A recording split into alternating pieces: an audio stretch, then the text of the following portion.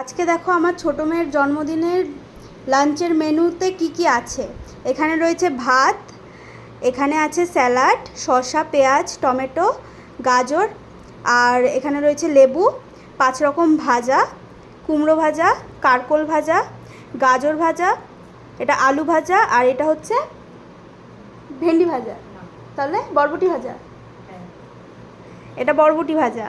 আর এখানে রয়েছে ডাল, এখানে রয়েছে আজকে শো স্টপার মাটন, আর এইটা কি, এটা হচ্ছে চাটনি। কিসের চাটনি? আমড়ার চাটনি। তো এই দিয়ে হচ্ছে আজকের লাঞ্চ। হ্যাঁ, দুপুরের আজকে পুরো ভুরি ভোজ হচ্ছে এখন।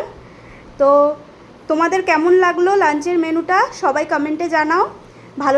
ভালো লাগলে লাইক করে দিও, আর নতুন নতুন ভিডিওর জন্য আমাদের পেজটাকে ফলো করে দিও। টাটা।